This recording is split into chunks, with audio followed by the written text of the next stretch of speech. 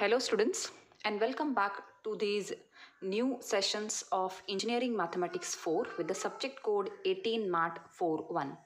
As usual, you people have 5 modules in this subject, and as module wise I'll just give a small introduction of each of the modules, and then we'll start with the first module, discussing the topics in the first module and working for some important problems on first module. Okay, and then onwards we'll continue. Okay, now the first module you have calculus of complex functions and the construction of analytical functions. So what is that? Basically, first you must know what is a complex function. We'll be defining that first. Okay, so to define a complex function, you must know what is a complex variable. First, we'll understand a complex variable or a complex number, and using that, we'll define the complex function.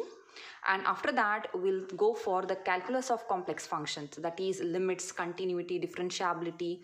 Okay, so far you all have learned the calculus of real valued functions. Now hereafter, in this topic, you will be learning on the calculus of the complex functions. Apart from that, we'll be defining what is an analytical function, and then soon after that we work on the construction of analytical function using one of the important methods, and which is the easiest one, the Milne-Thomson's method in your syllabus. Okay, this is what we'll be doing in the module 1. In module 2, we'll work on complex function again, but we'll speak of the conformal transformations. Okay, so what are conformal transformations? We'll be defining that, and we'll work some important problems on conformal transformations.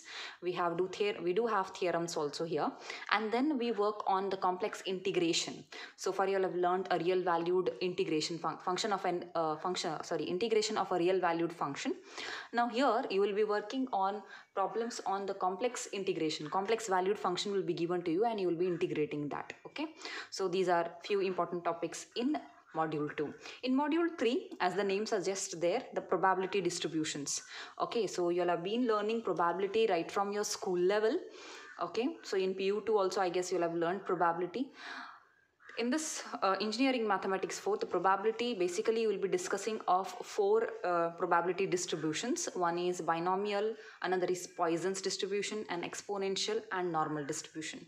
These are the only 4 distributions you will be learning, probability distributions, and then on that we'll be working some problems on that. Okay, so that is only restricted to the probability distributions.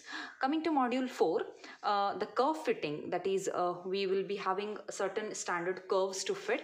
The data will be given to you, and you have to find out a line or a curve that will be passing through the points. The set of points will be given, and curve fitting is that, basically that is the motive of it. What we'll do is we'll be giving the set of points, and we have to fit a curve passing through those points. Okay, and some statistical methods, that is we have suppose 2 variables given at a time, how they are correlated, coefficient of correlation, Karl-Pearson coefficient, and all that will be working in statistical method. As we go on, those topics will come to know about that. Okay, now in module 5 again we'll be working on joint probability.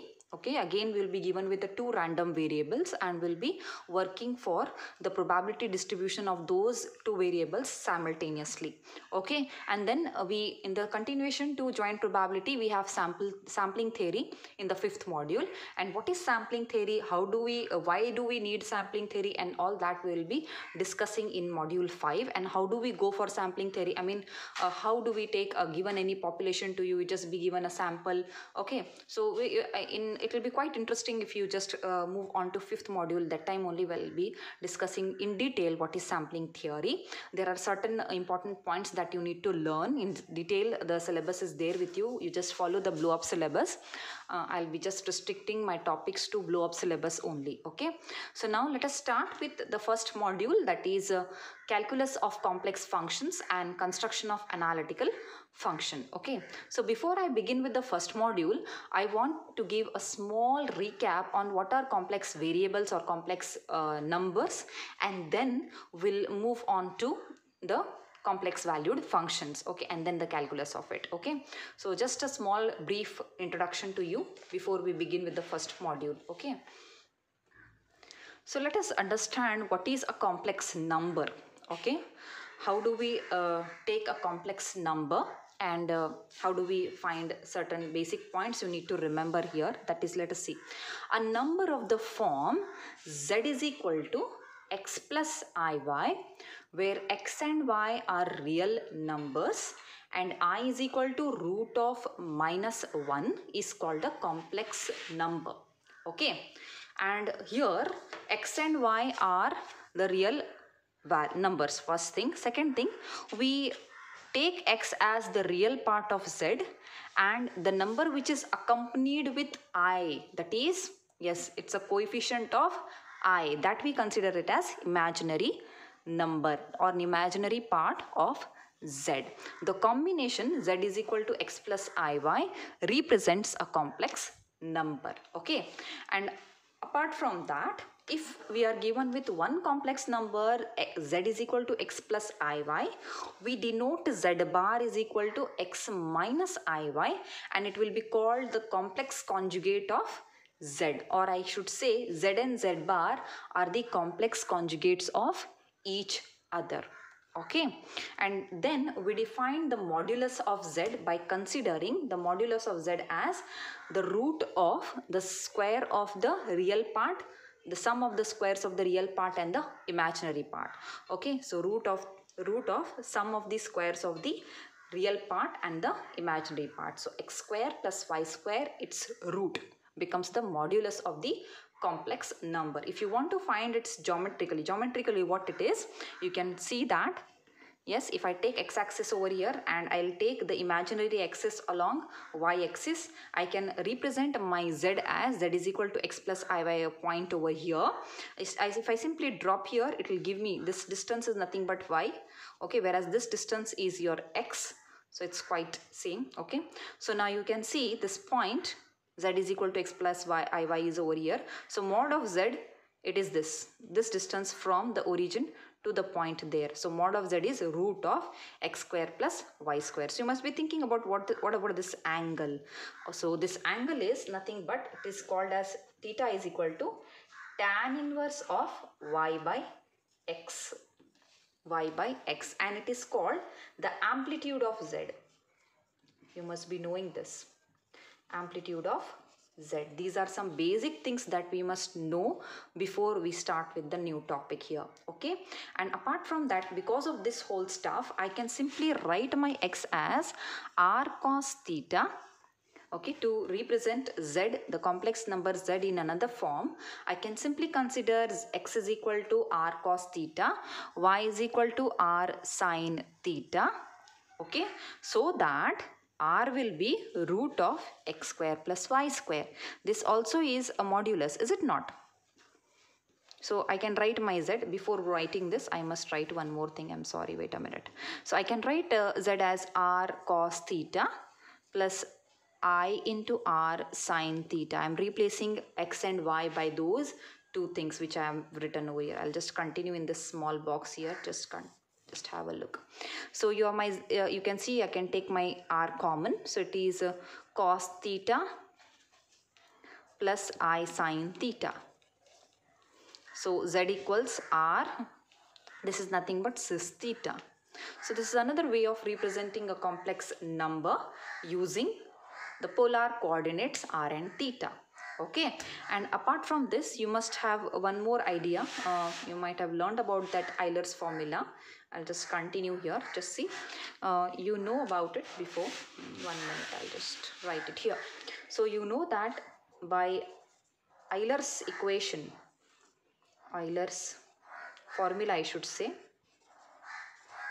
Euler's formula, we have e to the power I theta is equals to cos theta plus I sin theta.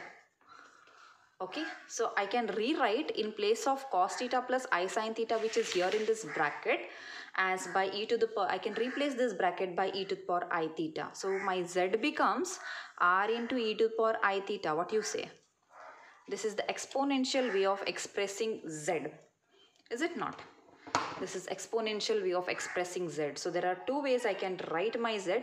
One is this format, okay, and the other is by this format by using Euler's formula I should say. E to power I theta is equal to cos theta plus I sin theta. You must always note one more point. E to power minus I theta will be cos theta minus I sin theta. These are all the just basic things that you must know before we begin with the new topic. That is what I am giving you. Okay, rest all is addition of two complex numbers, multiplication of any two complex numbers, all that I think you all know very well. If you want, I'll just give a small recap here as well. Just move on to that.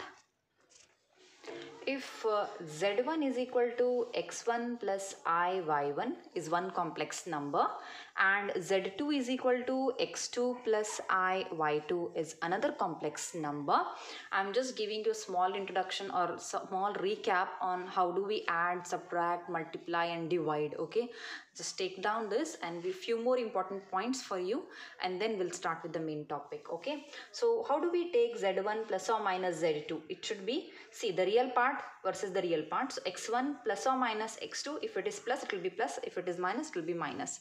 Okay, taking I common, y1 plus or minus y2. Okay, this is all very basic thing, you'll have already learned it. I'm just giving a small recap, nothing else. So now how do you multiply? What is z1 into z2? It will be x1 plus I y1 plus, sorry, into x2 plus I y2.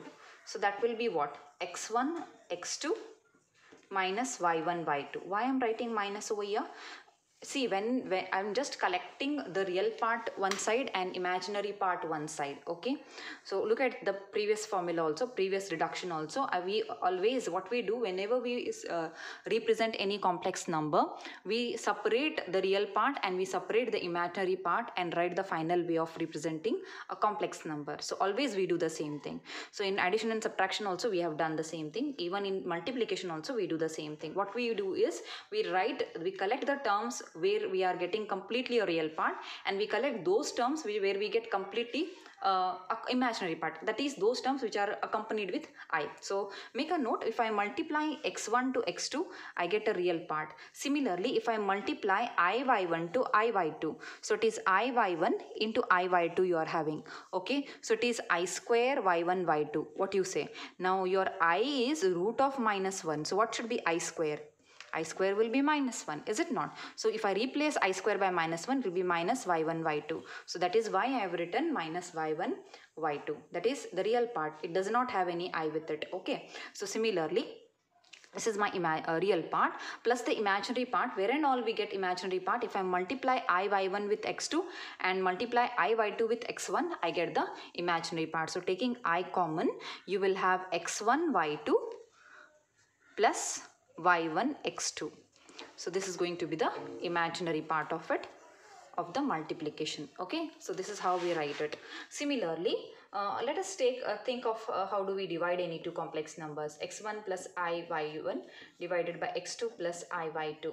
The basic rule here is we rationalize the given complex term with us. Okay, this expression you see, it's not in the rationalized. What do you mean by rationalized form? You do not entertain any complex term in the denominator. You try to eliminate that complex term from the denominator. So to do that, you'll have done with the same thing with irrational numbers as well. What if I give you 1 by root 2? Would you like to represent it the same way? No, what you do, you multiply by, divide and multiply by root 2, is it not? So you get 2 divided by root 2 divided by 2 you get, is it not? Similarly, if I give you 3 divided by 2 root 2, okay, this is also like you do with the irrational numbers also. Like I'll give a better way. Okay, so 3 divided by, say, root 2 minus 1, like this. Okay, so you do not want this term to appear to be in the denominator. So what you do, you divide and multiply by its conjugate. I hope you remember that. Root 2 plus 1 divided by root 2, root 2 plus 1 divided by root 2 plus 1. You do it, take its conjugate and multiply, divide and multiply by that. The same rule follows here as well. So you multiply and divide by the denominator conjugate. So what's the conjugate of the denominator? x2 minus I y2, is it not? So divide and multiply by that, and then just see the numerator. Denominator multiplication, you see it is x2 into x2. So what is the multiplication of this? It is in the form a plus b into a minus b form. What do you say? So it is nothing but a square minus b square. Okay, so it will be x2 square minus I square y2 square. What you say? And when you get a real part, okay, just see x1 x2, you are getting a real part, and if you multiply this, it is minus I square y1 y2 you are having, because this is plus here and this is minus over here, but I square is minus 1, so that makes it plus, so it will be x plus y1 y2. When and all you are getting imaginary part, I into, just see that it is y1 x2 minus x1 y2. You have a negative sign over here, that's why I have taken it the other side. Now this becomes plus over here, so x1 x2 plus y1 y2, okay, plus I into y1 x2 minus x1 y2 divided by x2 square plus y2 square. So this is all the basic things that you should know before we start with the new topic. So let us start with the new topic now before going to this. Okay, so and one more thing I should tell you about that as well. 1 minute. In my last part written over here, okay, so this is all the basic thing, and you have learnt already what is e to power I theta. It is cos theta plus I sin theta, is it? Now what is e to power minus I theta? It is cos theta minus I sin theta, is it not? So this I had given already in the same session. Okay, so if I add the two terms over here, won't I get e to power I theta plus e to power minus I theta? You see that you get 2 times cos theta, or cos theta will be e to power I theta plus e to power minus I theta divided by 2. Is it not? Similarly, if I subtract that, it is e to power I theta minus e to power minus I theta will be what? 2I sin theta. Won't you get like this? Right? Or I want sin theta from here. You will get e to power I theta minus e to power minus I theta over 2I. Is it not? So these are all the basic things that you should know before we start with it. And one more thing. Okay, what if I want e to power I theta? Okay, let us discuss about this as well, because we need to derive it. Okay, so what is e to power I theta? You just replace, because cos theta is e to power I theta plus e to power minus I theta divided by 2. Replace theta everywhere by I theta. So it will be e to power I into I theta, because I have to just replace theta by I theta, because in place of theta I've got I theta, okay, using that expression. So it will be plus e to power minus I into I theta divided by 2. Now e to power I square theta plus e to power minus I square theta divided by 2 you get. Okay, what is e to power I square? I square value is minus 1, so we'll be getting minus theta plus minus I square is plus 1. Now what is e to power minus theta plus e to power theta divided by 2? Or I can rewrite it as e to power theta plus e to power minus theta divided by 2. You know it very well. What is cos hyperbolic theta? It is e to power theta plus e to power minus theta divided by 2. Is it not? So I can get e to power cos of I theta is equal to cos hyperbolic theta I am getting. Is it not? So this is one of the important expressions that you must know. In our some problems we will be using all these things. Okay, you should always remember that. Similarly, sin I theta will be, if you simplify it, it will be I sin hyperbolic theta. Okay, always remember it. So, and also we have what is cos hyperbolic I theta. So it will be cos theta itself. Similarly, I want sin hyperbolic I theta, it will be I sin theta. So these are some important points, using the same thing whatever I have done for cos I theta, you can repeat it with sin I theta and see what you get. Okay, for cos hyperbolic I theta also you can do it. Cos hyperbolic theta definition is over here. Okay, if you just replace every theta by I theta, won't you get e to power if you replace everything by that, what do you get? You get cos theta only, right? So that's what I have directly written it over here. Similarly, sin hyperbolic theta. What is sin hyperbolic theta? I'll write it here in short. You can please work for that and check. Sin hyperbolic theta, you just have to get a minus sign here, nothing else. Okay, this is the basic definition of hyperbolic functions. Okay, using this, you can go for sin hyperbolic I theta. You will end up with this. Okay, you will end up with this. Okay, so check all this. Okay, so these are some important points that you should know before we begin with the first module. Okay, in my next session, we'll start with directly the introduction of complex functions, and then we'll speak about the calculus of the complex functions. Okay, thank you till then.